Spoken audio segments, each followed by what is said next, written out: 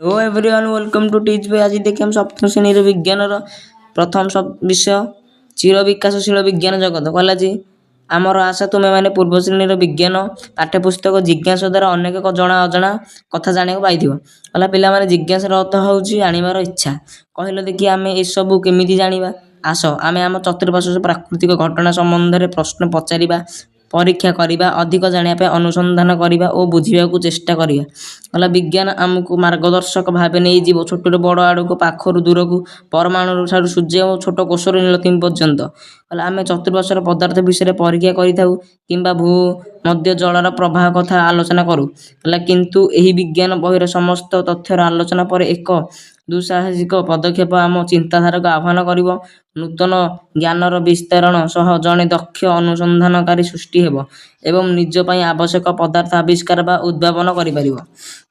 Then कहला जे एभली विस्मयकर पथर चलिबा आगुरु किछि समय देई एही बहिर विशेषत्व गुड़िक अनुधान कर।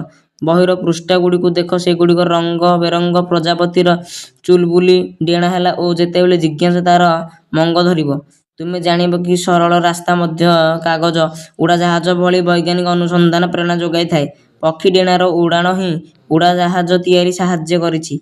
उड़ीबार स्वप्न मध्य सरल पर्यवेक्षण और परीक्षण ही आरंभ होइतिला। जदि तुमे जिज्ञासार पृष्ठा लेउटाइब तुम चिंताधारा मध्य पक्षी परि उड़ीबाकु लागिब और नूतन अनुसंधान विस्मयकर अन्वेषण आदि को नहीं आकाश में पहुंचाई। आज अवश्य अनुसंधान केवल नूतन तथ्य को खोजी बाहर करवा नुहे किंबा प्रकृतिर विभिन्न वस्तु विषय जानिबा नुहे। कहला जे षष्ठ श्रेणी रे तुमे पढ़िथिल जे विज्ञान एक प्रक्रिया जहाँ कि जानिबार आग्रह प्रश्न पचारिया उत्साहित करे और अज्ञात को जानिबार उन्मुक्त मानसिकता सृष्टि करते। कहला वर्तमान सप्तम श्रेणी रे आम अधिक चिंतनशील प्रश्न पचार चेष्टा करबा आम चतुर्पार्श्व घटुଥିବା विभिन्न घटनावली और विभिन्न प्राकृतिक संरचना अंतर्निहित तथ्य अनुसंधान करबा। कहला एहि सब प्रतिक्रिया करिया आमको पाठ्यपुस्तक और श्रेणी कक्ष माध्यम सीमाबंध न रही बाहर को मध्य जीवाक पड़ियो। कहला जे विभिन्न कार्य और परीक्षा माध्यम आमको विश्वर घटनावली को उपलब्धि करने को पड़िबो। कहला समस्त अनुभूति केवल आकर्षणीय एवं रोमांचक नुहे बरम यह आम रहुଥିବା पृथ्वीर एक निर्दिष्ट स्थानर परिवेश को टेक्निक भाव में बुझा एक प्रारंभिक पदक्षेप। कहला जे आमर आशा जे यह तुमको विभिन्न एक निरंतर अनुसरण प्रक्रिया बोली बुझे सहायक हेब। कहला जे जड़े किशोर विज्ञान अनुसंधानकारी भाव तुम्हें अनुभव कर मनुष्यर कार्यगुड़िक प्राकृतिक जगत सह किपरि जड़ित एवं समाज सह किपरि संपृक्त। कहला जे आमर विश्वास जे आम परिवेश आह्वान गुड़िक सह परिचय करवा एक पोषण विश्व सृष्टि करिबारे विज्ञान भूमिका सहायक हेब बोली तुम हृदयक्रम करिपारियो। कहला जे आस वर्तमान आम पाठ्यपुस्तक भितर को जीवा। कहला पदार्थ विज्ञान रसायन विज्ञान जीव विज्ञान और भूविज्ञान परि विज्ञान विभिन्न क्षेत्र विषय पढ़ा जहाँ आम षष्ठ श्रेणी जानिचे। कहला से गुड़िक भिन्न भिन्न अध्याय वर्णित किंतु सेमाने परस्पर सह निबिड़ भाव संपर्कित जहाँ आमको अनेक क्षेत्र में अन्वेषण करने को प्रेरणा देव किंबा अन्य क्षेत्र में प्रश्न पचारे को सुजोग देव। आस यथाशीघ्र पाठ्यपुस्तक भितर को जीवा।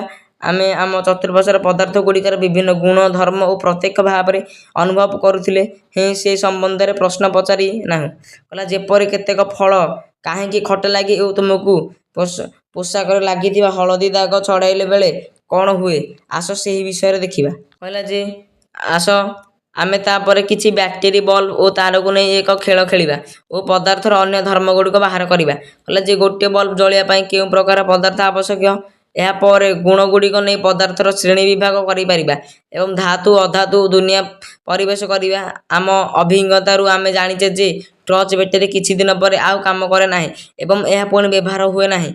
अनुसंधान करवा आम चतुर्पार्श्व जो परिवर्तन होउछि सेतिरु केतोडी प्रत्यावर्ती और केतोडी अप्रत्यावर्ती होइथे। कहला जे बैटेरी क्षमता सरिया बरफ जल तरल जीवा फल पाचिबा और पत्थर गुंड होई गोड़ी होई जीवा ए सब की प्रकार परिवर्तन केतक क्षेत्र में उत्ताप जो यही परिवर्तन हुए बा शीघ्र हुए। कहला जे गोटे काच ग्लास रे बरफ तरली जीवा हेउ बा हिमवाह हेउ उत्ताप किपरि प्रभावित होय आसे देखिबा। कहला जल अवश्य सबुठारे थाए एवं सूर्यक उत्ताप रे मध्य थाए। कहला जे यह समुद्र रे बाष्पीभूत हुए और पृष्ठी आकार रे फेरी आसे एवं पृथ्वी रे प्रवेश करे ବା ବହୁ ଦୂରକୁ ପ୍ରଭାବିତ ହୋଇଥାଏ।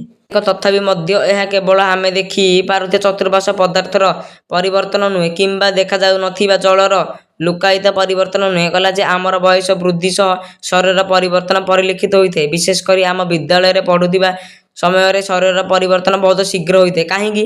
କହିଲା ଯେ କେବଳ ମଣିଷ ନୁହେଁ, ବଞ୍ଚି ରହିଥିବା ସମସ୍ତ ଜୀବଙ୍କଠାରେ ଜୈବିକ ପ୍ରକ୍ରିୟା ସଂଘଟିତ ହୋଇଥାଏ।